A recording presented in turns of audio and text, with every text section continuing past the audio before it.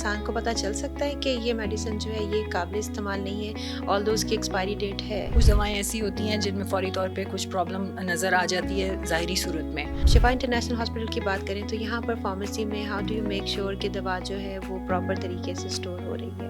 जब हमारे पास वो दवा अवेलेबल हो जाती है तो हमारे पास पूरा निज़ाम है, एक कोल्ड चेन सिस्टम है जिसके अंदर वो दवाएं जो फ्रिज में रखी जाती हैं। आजकल सेल्फ मेडिकेशन का रुझान भी बहुत बढ़ रहा है, तो उसके क्या नुकसानात हो सकते हैं?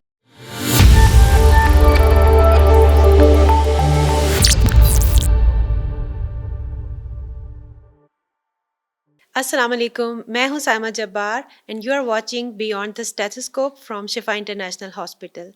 व्यूअर्स, आज जिस इम्पॉर्टेंट टॉपिक के ऊपर हम बात करने जा रहे हैं वो मेडिकेशन सेफ्टी के बारे में है। दवाएं हम सब के घरों में होती हैं, लेकिन क्या हम ये जानते हैं कि हम उनको महफूज तरीके से इस्तेमाल कर रहे हैं? और अगर उनको महफूज तरीके से या ज़िम्मेदाराना तरीके से इस्तेमाल ना किया जाए तो कितने नुकसानात हो सकते हैं, और फ़ायदे की बजाय इंसान के लिए ये लाइफ थ्रेटनिंग भी हो सकता है। इसी टॉपिक पर बात करने के लिए आज हमने इनवाइट किया है मिस सलवा एहसन को, जो शिफा इंटरनेशनल हॉस्पिटल में चीफ फार्मास्यूटिकल ऑफिसर हैं। आज हम इनसे मेडिकेशन सेफ्टी के बारे में पूछेंगे कि ये कितनी अहम है और हमें घरों में क्या करना चाहिए ताकि हम इसको दवाओं को महफूज तरीके से इस्तेमाल कर सकें। तो चलिए बातचीत का आगाज़ करते हैं। अस्सलाम वालेकुम मैम, कैसे हैं वालेकुम आप? अस्सलाम, thank you so much Saima. And thank you very much, आपने टाइम निकाला और इस इम्पॉर्टेंट टॉपिक के लिए यहाँ पर तशरीफ़ लाई। मैम, सबसे पहले ये बताइएगा कि आम तौर पर कौन सी दवाएं होती हैं जो हमारे घरों में अमूमन पाई जाती हैं और शायद हम उनको महफूज तरीके से इस्तेमाल नहीं करते? सबसे पहली बात तो ये कि बहुत अहम मौजू है जो आज हम डिस्कस कर रहे हैं, लेकिन अहम होने के बावजूद जो है बहुत कम लोगों की तवज्जो इस तरफ है, तो आई एम ग्लैड कि आज हम इसके ऊपर कुछ पॉइंट्स डिस्कस करेंगे। जो आपका सवाल है उसमें घर में उमूमन वो दवाएं जो हम किसी एक्यूट मर्ज़ के लिए, जैसे नज़ला हो गया, कभी कोई बुखार हो गया, जिस्म में कहीं दर्द हो गया, या कोई कट्स एंड बर्न्स, या कोई चोट लग गई, इस किस्म की जो मामूली नौइयत की चीज़ें होती हैं उसके लिए आमतौर पे घर में कुछ ना कुछ अवेलेबल होता है। कोई तेज़ाबियत हो गई, इंडाइजेशन हो गई, उसके लिए।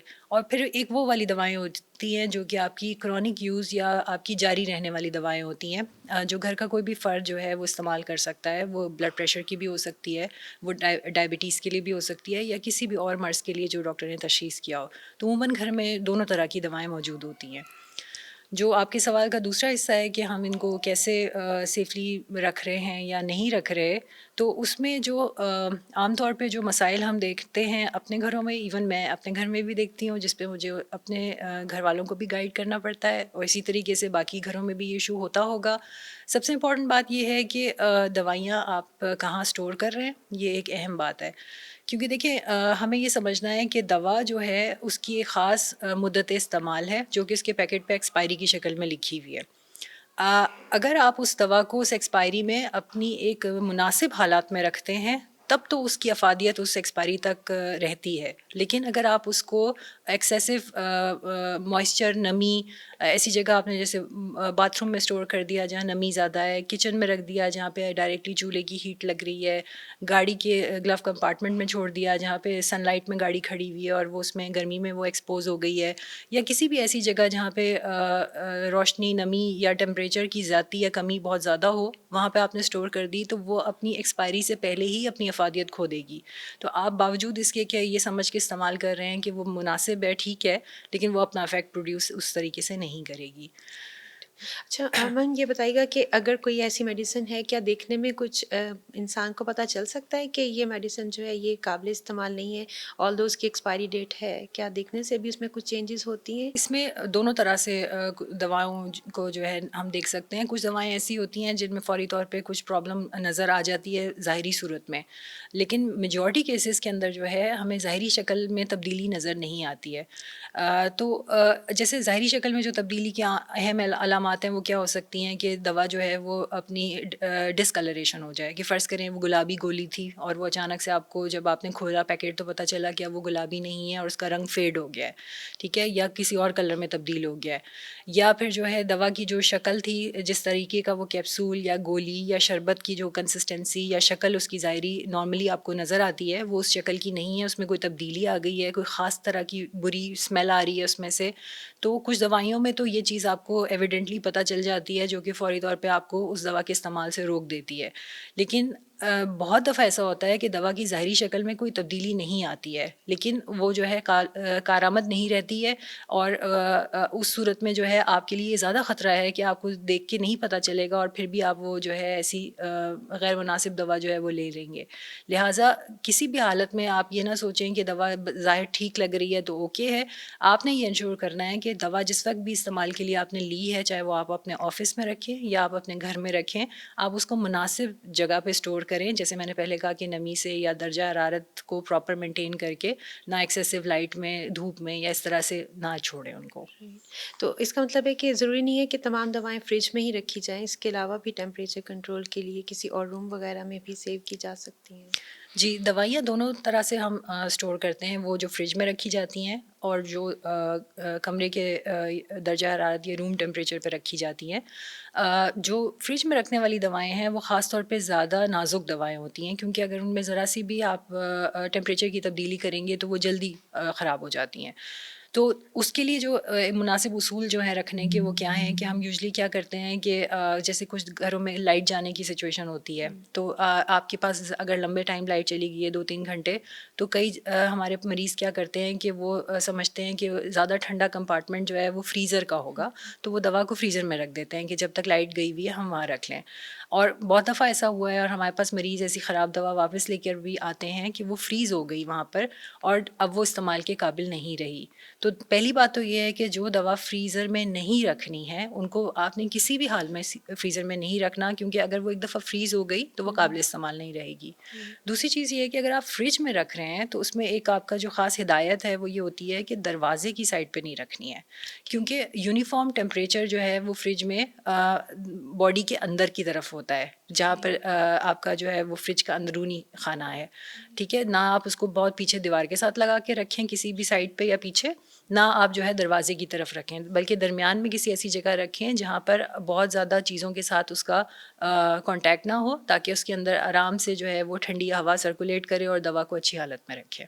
बिल्कुल, ये चीज़ प्रैक्टिस में हमने देखी है कि आमतौर पर डोर के साइड पर ही मेडिसिन्स होती हैं, जो भी जी। होती हैं।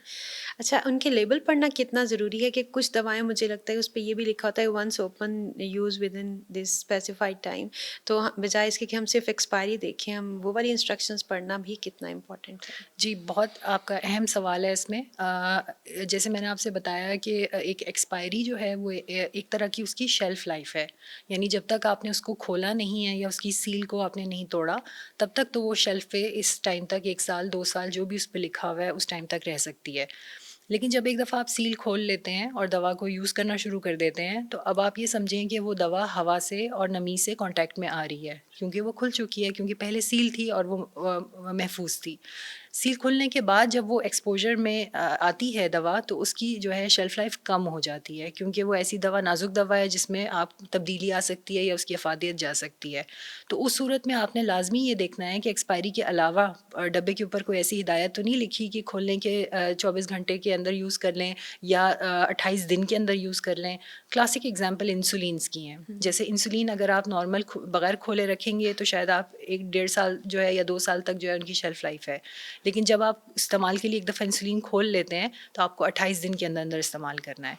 इसी तरीके से बहुत सारे आई ड्रॉप्स हैं, उनकी भी यही सूरत हाल है। तो लिहाज़ा ये बहुत ज़रूरी है कि आप डब्बे के ऊपर या पर्चे के ऊपर ज़रूर देखें कि आपका क्या उस पे इंस्ट्रक्शंस लिखी हैं। राइट। अच्छा, मैम, ये तो हम बात करें घर पे मेडिसिन्स के यूज़ के लिए, लेकिन अगर हम किसी ऐसी जगह से मेडिसिन्स परचेज़ करते हैं जहाँ पर ऑलरेडी टेम्परेचर मेंटेन नहीं है और उनको सही जगह पर नहीं रखा गया ऐसी फार्मेसी में, तो उसके भी तो नुकसानात उतने ही होंगे कि वो घर पे आने से पहले ही अपनी अफ़ादियत खो चुकी हुई होगी।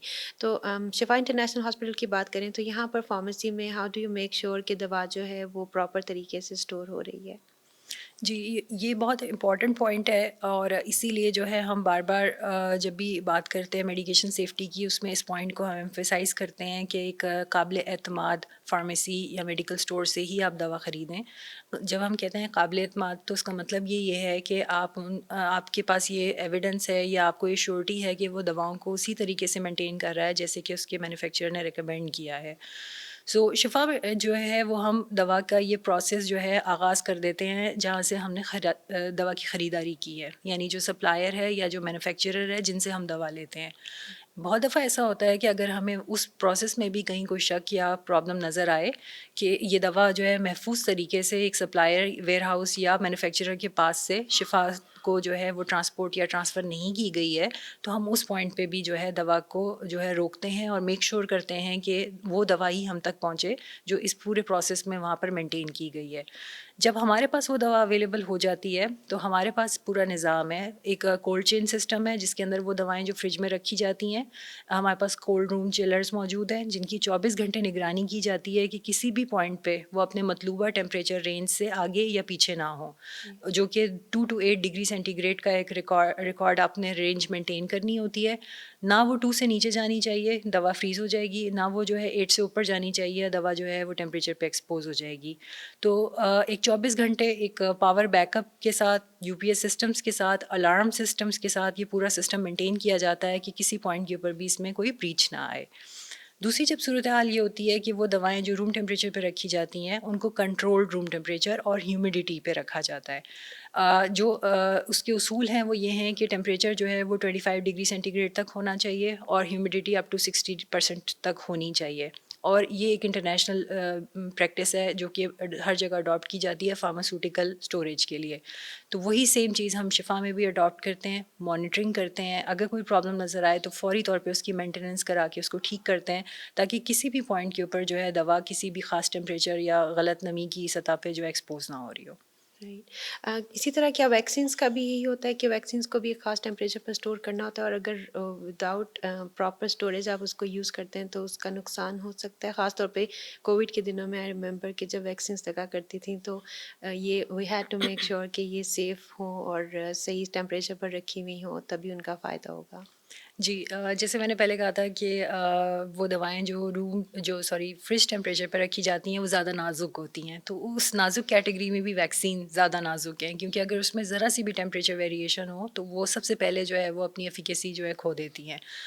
तो कुछ वैक्सीन्स ऐसी होती हैं जिनके ऊपर टेम्परेचर मॉनिटरिंग स्टिकर्स मौजूद होते हैं, जिनको हम वैक्सीन वाइल मॉनिटर या वीवीएम्स कहते हैं। कुछ वैक्सीन्स जब ये टेम्परेचर ख़ास टेम्परेचर पे एक्सपोज़ होती हैं तो ये स्टिकर्स अपना कलर तब्दील करते जाते हैं, जिससे फार्मासिस्ट को ये इंडिकेशन हो जाती है कि ये दवा काबिल इस्तेमाल रही है वैक्सीन या नहीं रही है। लेकिन कुछ वैक्सीन्स ऐसी होती हैं जिन पे ये इंडिकेटर मौजूद नहीं होता है।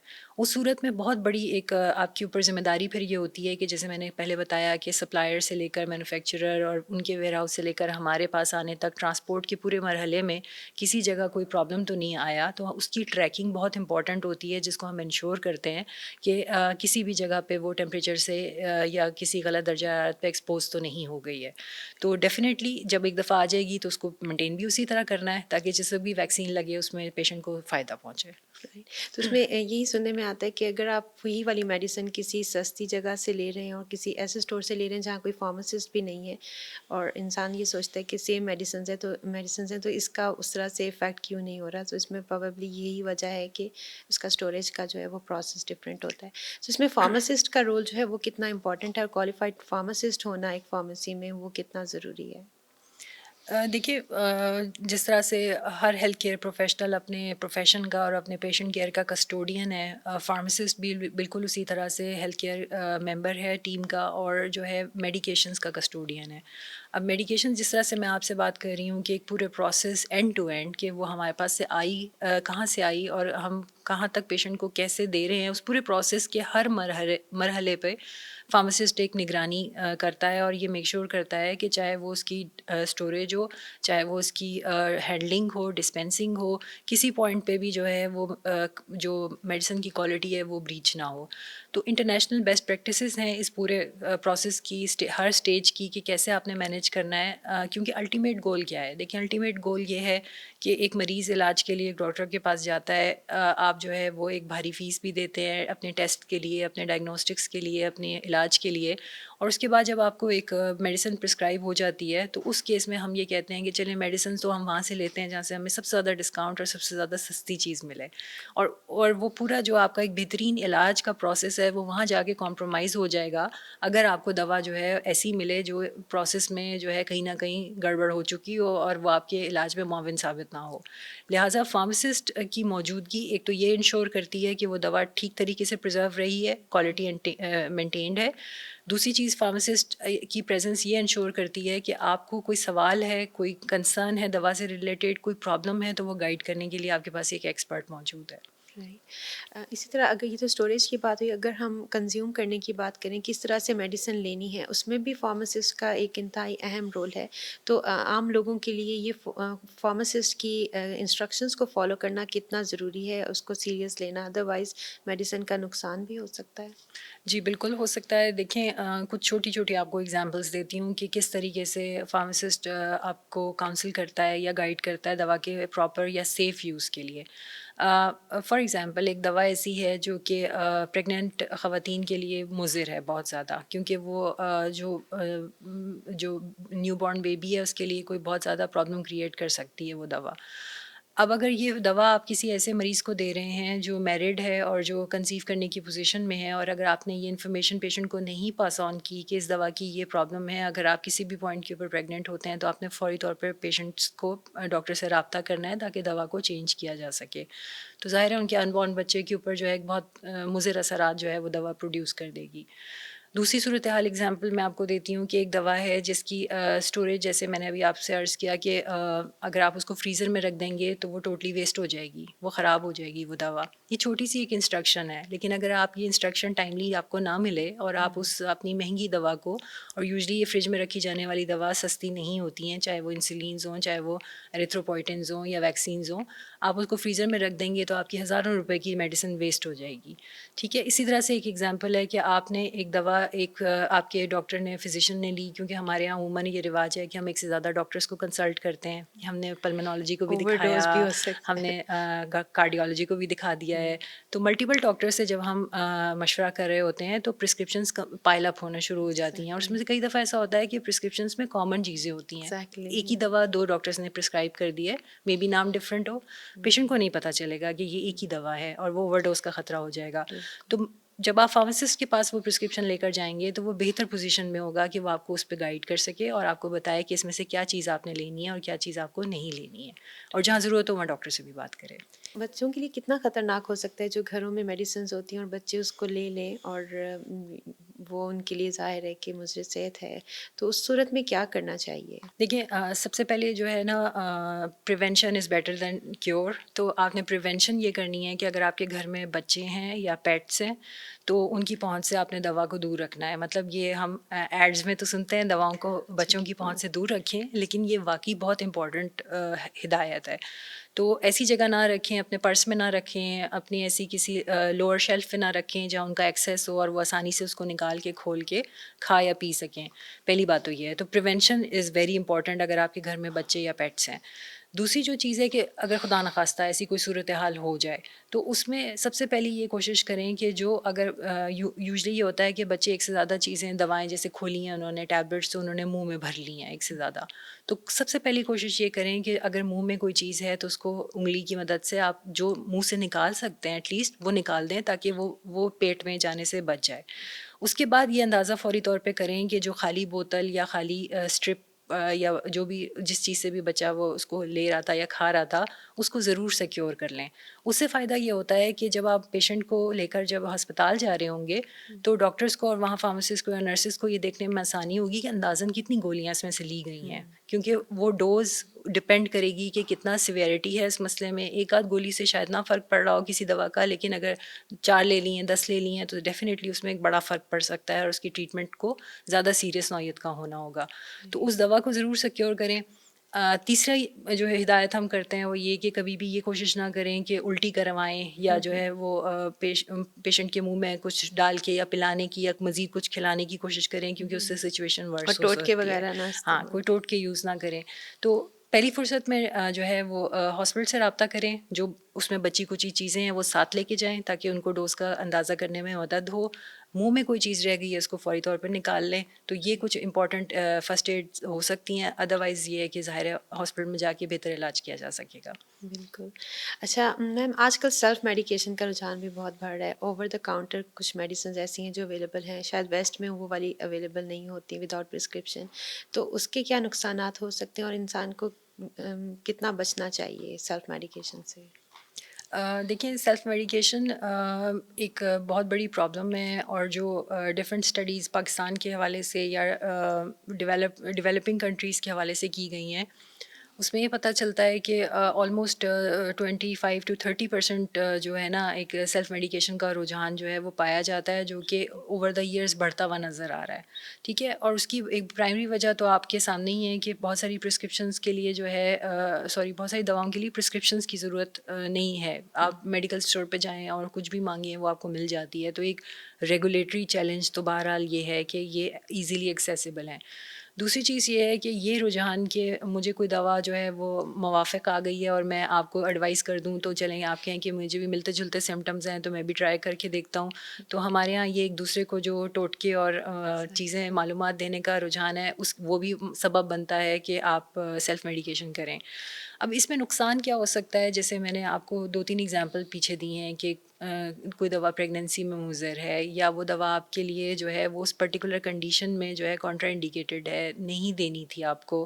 फ़र्ज़ करें वो दवा जो है उस पेशेंट के लिए तो ठीक थी, लेकिन आपके साथ एक कंडीशन और है, उस कंडीशन के हिसाब से वो दवा आपके लिए मुज़र है, या आप ऐसी कोई और दवा ले रहे हैं जिसके साथ वो इंटरैक्शन कर जाएगी। ठीक है? तो ये सारी इन्फॉर्मेशन आपको खुद तो नहीं किसी भी दवा के बारे में पता है।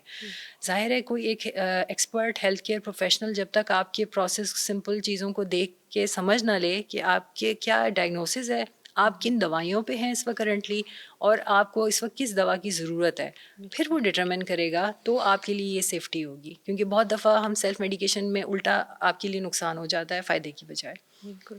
मैंने तो यहाँ तक देखा है कि पाकिस्तान से बाहर जो लोग जा रहे होते हैं, वो उनके लिए स्पेशली बाहर से इंस्ट्रक्शंस आती हैं कि ये मेडिसिन्स यहाँ पर ले आएँ, क्योंकि वहाँ पर नहीं मिलती विदाउट प्रिस्क्रिप्शन।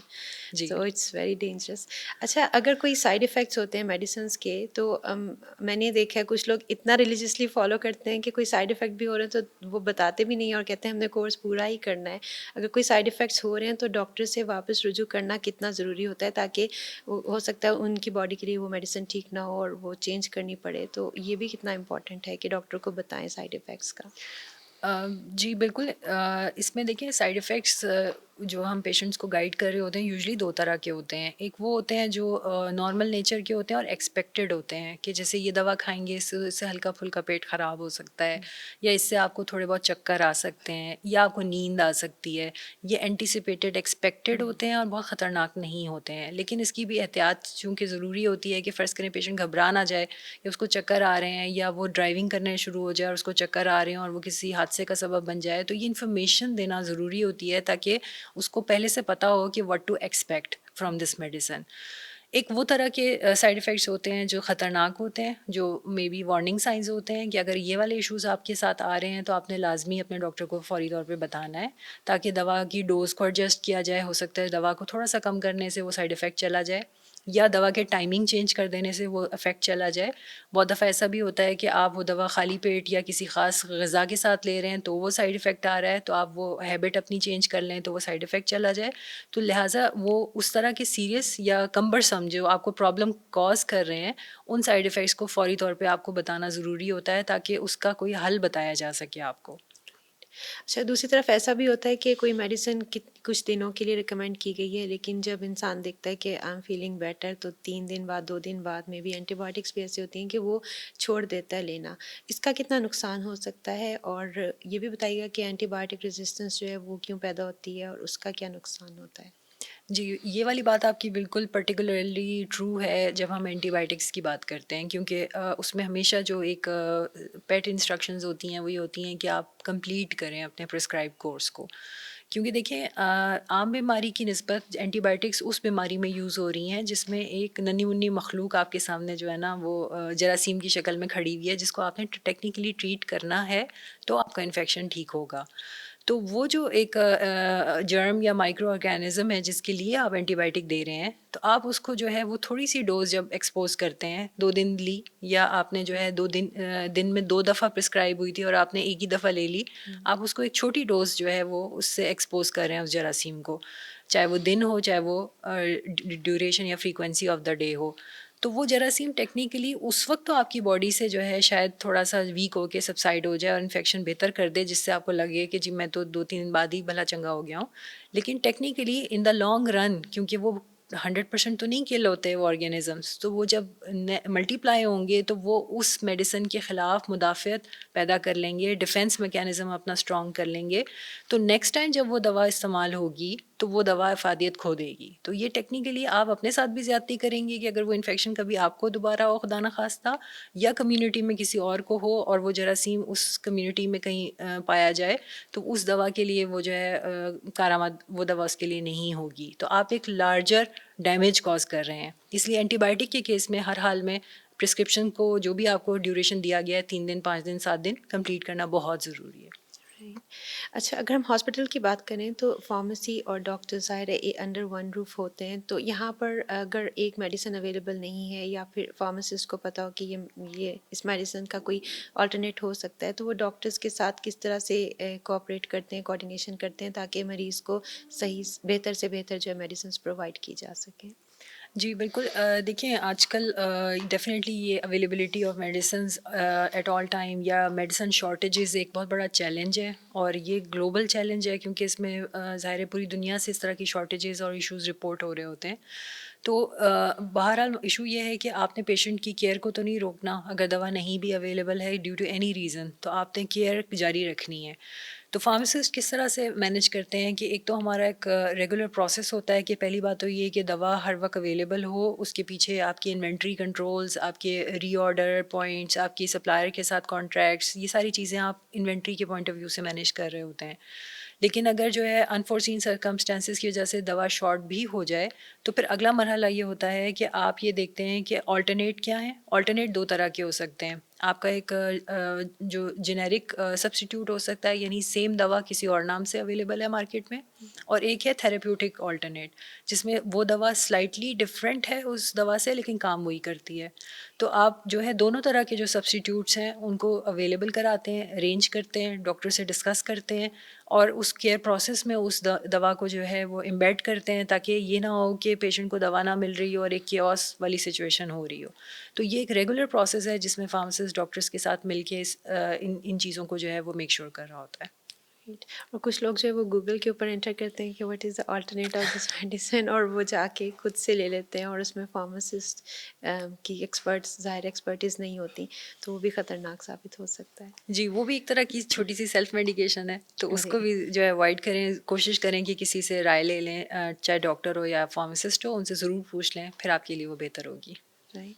अच्छा, एक चीज़ जो मुझे मेरे ज़हन में अक्सर आती है कि डॉक्टर्स की राइटिंग जो है वो कैसे पढ़ लेते हैं फार्मासिस्ट, क्या वो यूज्ड टू हो चुके होते हैं? समटाइम्स हमें खुद समझ नहीं आ रही होती, लेकिन मेरे साथ क्या होता है, मैं फार्मासिस्ट को दिखाती हूँ, मैं कहती हूँ ये क्या लिखा है, उनको समझ आ जाती है, इसका क्या साइंस ये है? हमारी एक सीक्रेट सुपर पावर है जो शायद साइन लैंग्वेज। हम आपको इसका वो नहीं बताएँगे राज़। लेकिन देखिए this is just part of training. ज़ाहिर है जब आप अपनी पूरी ज़िंदगी एक चीज़ को देख रहे हैं और इंटरप्रेट करने की उस स्किल को यूज़ कर रहे हैं, तो फिर then you develop that skill. तो बहरहाल आप जो शिफा इंटरनेशनल हॉस्पिटल में ना सिर्फ ऑन द प्रेमिसेस फार्मेसीज हैं, बल्कि ऑनलाइन फार्मेसी की सर्विसेज भी हैं, उसके बारे में आप कुछ बताइएगा कि वो किस तरह से सिस्टम जो है वो काम करता है।